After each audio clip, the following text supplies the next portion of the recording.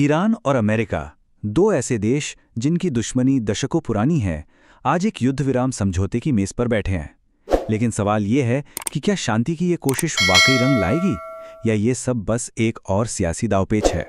चलिए आज इसी गुत्थी को सुलझाते हैं। तो देखिए, कहानी में ट्विस्ट यहीं से शुरू होता है। एक तरफ 45 दिनों के सीज फायर का प्रपोजल है और दूसरी तरफ एक्सपर्ट्स कह रहे हैं कि इसके कामयाब होने के चांस लगभग ना के बराबर हैं।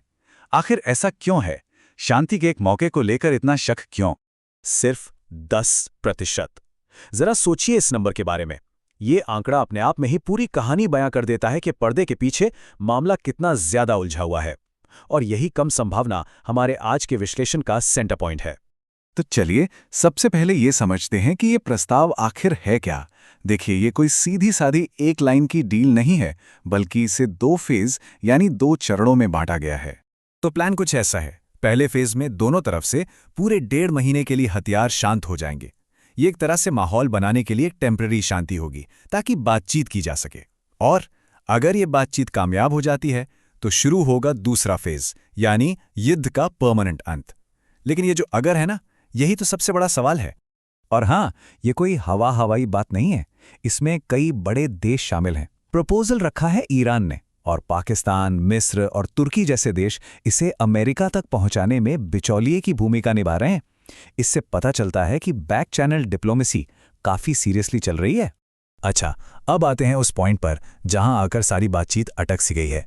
अमेरिका ने इस 45 दिन के टेम्पररी सीज फायर के लिए 2 ऐसी शर्तें रखती हैं जो ईरान को किसी भी कीमत पर मंजूर नहीं है। ये है वो 2 शर्तें। पहली, हॉर्मुज स्ट्रेट, जो कि दुनिया के तेल व्यापार के लिए सबसे जरूरी समुद्री रास्ता है, उसे जहाज़ों के लिए पूरी तरह से खोल दिया जाए। और दूसरी, ईरान अपने यूरेनियम को जमा करने का जो प्रोग्राम चला रहा है उसे बंद कर दे। यही वो 2 मांगें हैं जो इस डील के रास्ते में दीवार बनकर खड़ी हैं। अब अमेरिका की इन शर्तों पर ईरान का जो रुख है वो एकदम क्लियर और सख्त है। उन्होंने इन मांगों को सीधे सीधे खारिज कर दिया है। चलिए समझते हैं कि ईरान ऐसा कर क्यों रहा है।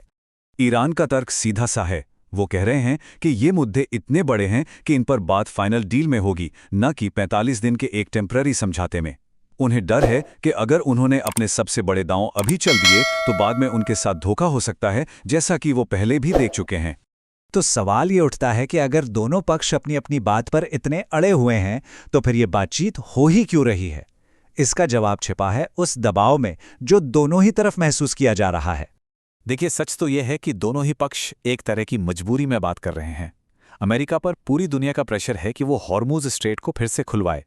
वहीं ईरान को भी ये बात अच्छी तरह से पता है कि अगर ये लड़ाई लंबी खींची तो अमेरिकी हमले बहुत विनाशकारी हो सकते हैं, जिससे देश के अंदर ही बड़ा संकट खड़ा हो सकता है। और ये दबाव सिर्फ राजनीतिक नहीं बल्कि आर्थिक भी है। हॉर्मुज स्ट्रेट के बंद होने से तेल की कीमतें आसमान छू रही हैं, $110 प्रति बैरल से भी ज्यादा।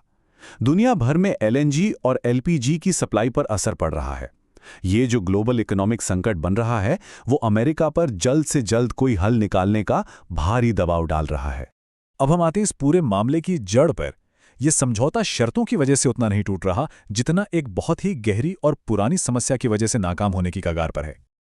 और वो समस्या है गहरा अविश्वास, यानी डीप मिसट्रस्ट। इसका मतलब होता है जब दोनों पार्टियों को एक दूसरे के इरादों पर, उनके नियत पर जरा सा भी भरोसा ना हो। यह अविश्वास पुराने धोखों और टूटे हुए वादों से पैदा होता है और ये किसी भी तरह की सच्ची बातचीत को लगभग नामुमकिन बना देता है। और ईरान का ये अविश्वास बिना वजह नहीं है। पिछले अमेरिकी वार्ताकारों के साथ उनका अनुभव बहुत खराब रहा है। उन्हें लगता है कि अमेरिका बातचीत को सिर्फ एक दिखावे की तरह इस्तेमाल करता है, जबकि उसका असली इरादा कुछ और ही होता है। और सबसे बड़ी बात, इस समय भी एक तरफ शांति की बातें चल रही हैं और दूसरी तरफ हमले भी हो रहे हैं। अब ऐसी सिचुएशन में कोई कैसे भरोसा कर सकता है? तो जो असल बात निकल कर आती है वो ये है, इस डील के कामयाब होने के सिर्फ 10% चांस इसलिए नहीं है कि शर्तें खराब हैं, बल्कि इसलिए हैं क्योंकि बातचीत की पूरी प्रक्रिया पर ही किसी को भरोसा नहीं है। प्रॉब्लम क्या में नहीं बल्कि कैसे और किसके साथ में है। और ये हमें एक बहुत बड़े और मुश्किल सवाल पर लाकर छोड़ देता है। जब 2 पक्षों के बीच भरोसा ही पूरी तरह खत्म हो जाए तो क्या डिप्लोमेसी यानी कूटनीति कभी भी सच में कामयाब हो सकती है? ये एक ऐसा सवाल है जिसका जवाब ही इस पूरे संघर्ष का भविष्य तय करेगा। इस पर लोगों की क्या प्रतिक्रिया है, हमें कमेंट में जरूर बताएं। और अगर ये विश्लेषण पसंद आया हो तो इसे लाइक और शेयर करना ना भूलें और हमारे साथ जुड़े रहने के लिए सब्सक्राइब जरूर करें। धन्यवाद।